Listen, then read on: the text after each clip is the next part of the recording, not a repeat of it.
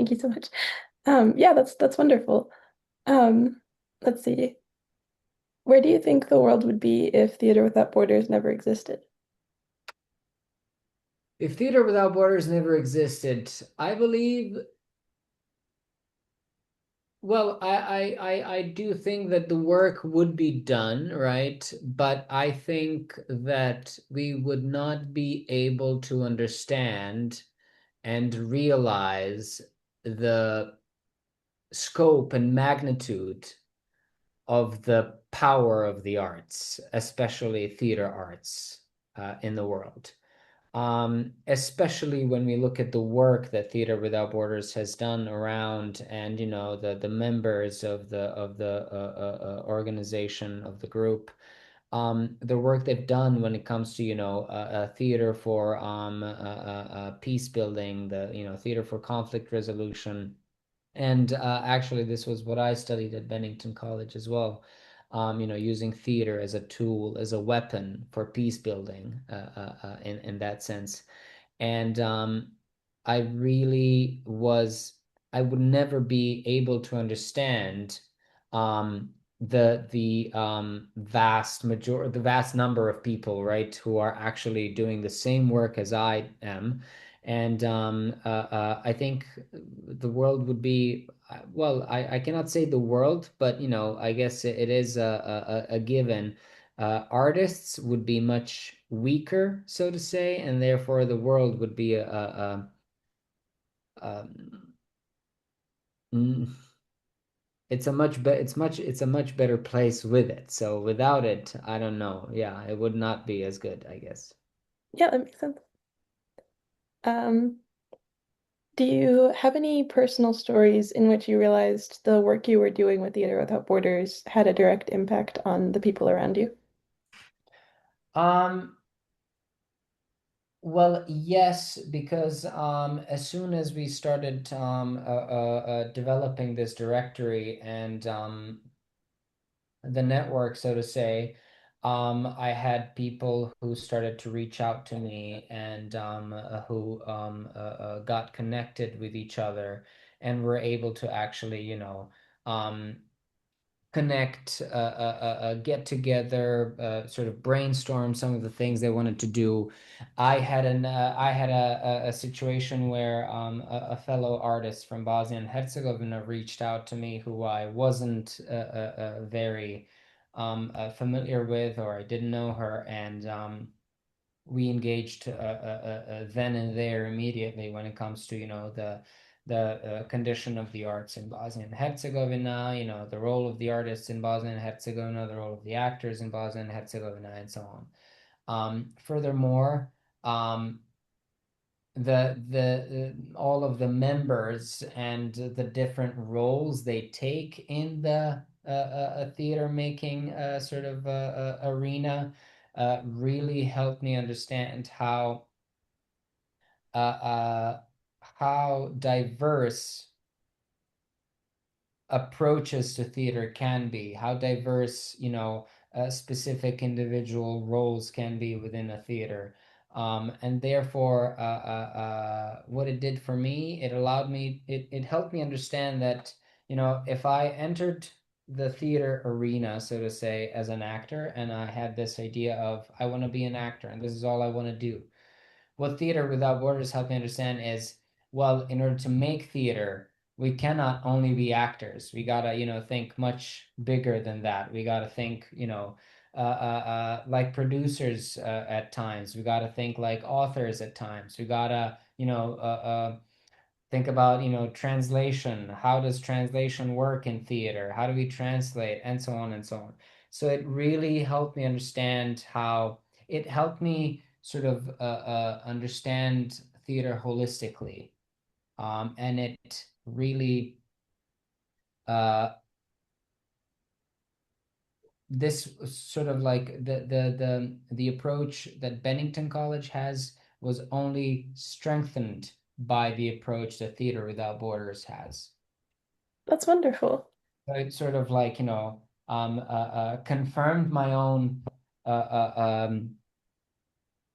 plans and the plan process at Bennington College. Yeah, that makes sense. Yeah, that's awesome. Um, how does the work that you do now, how has that work been influenced by Theater Without Borders, which you kind of answered already?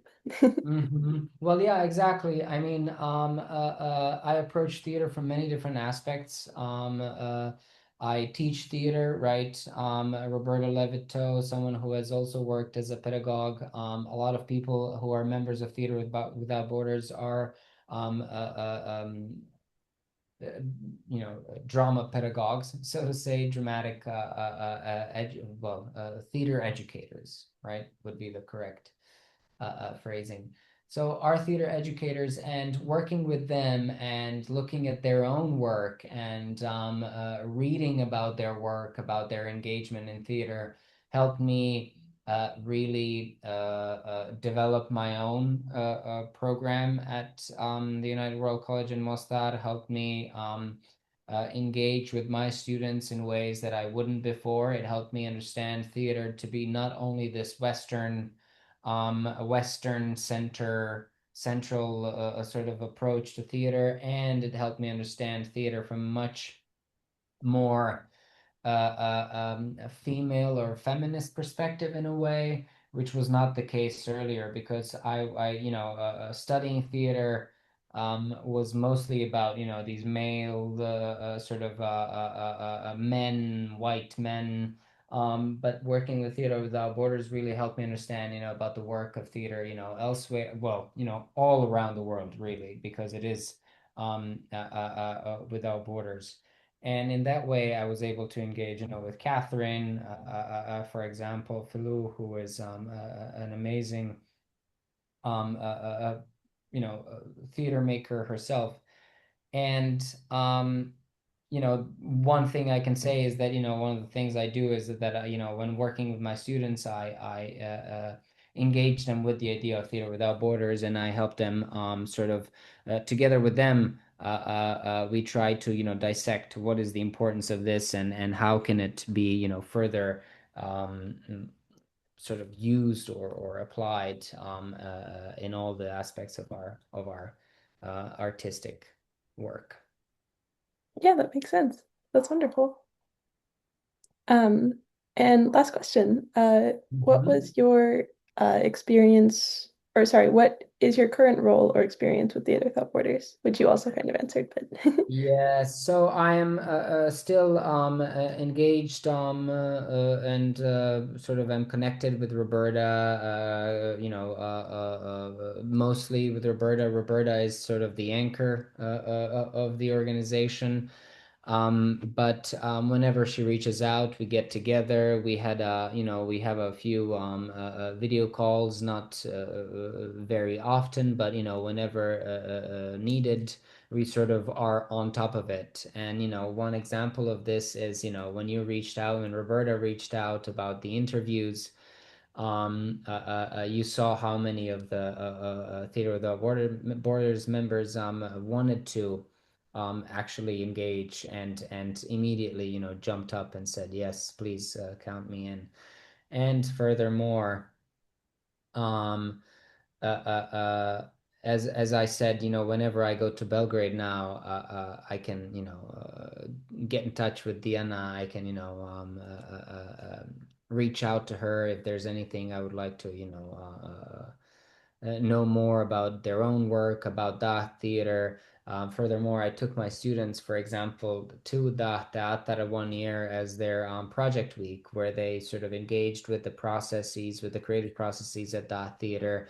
They had a whole presentation about the theater and so on and so on. So, yeah, all of these things are sort of, they help me be more proactive in terms of my own, pedagogical work, but they also help me be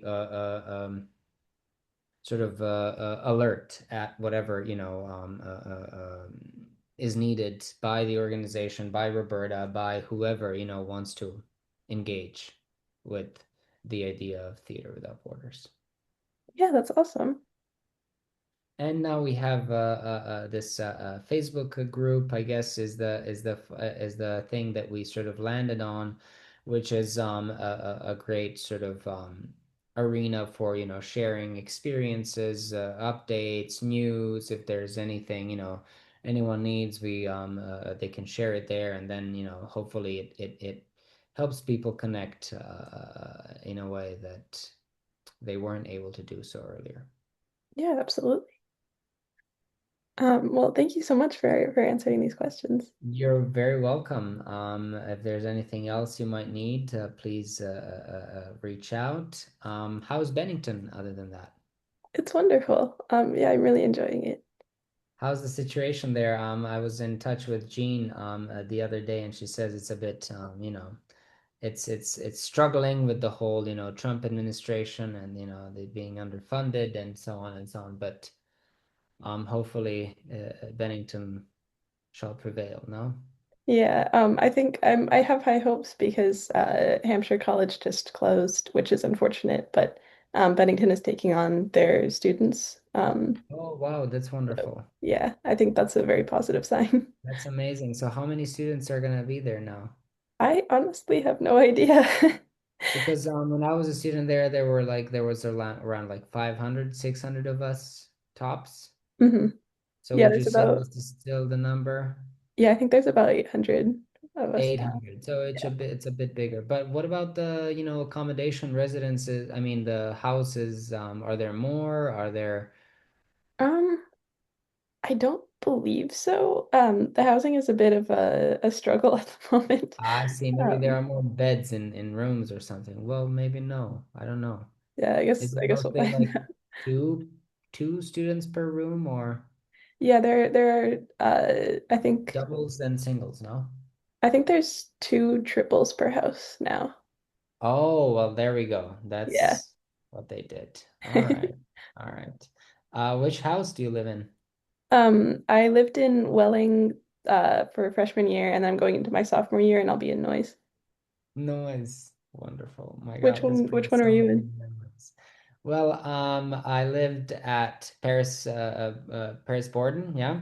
Oh yeah, my friend lives there. That was my first house, and then I moved to Kilpat, and then I lived in Kilpat for 3 years. That's wonderful. So it's those two houses, yeah. But yeah, wonderful. Well, I'm so glad that you get to enjoy Bennington. I believe it's one of the most beautiful experiences of my lifetime. So hopefully one day I'll be able to return and visit the campus once again, and maybe even do some work as a theater maker. We'll see. Yeah, that would be wonderful. Yes. All Well, right. thank you so much. Anything else you need? No, that was great. All right. Well, if anything comes up, please do reach out. Thank you so much. All right, Lucian, thank you. Take care. Thank you, you too. Bye bye.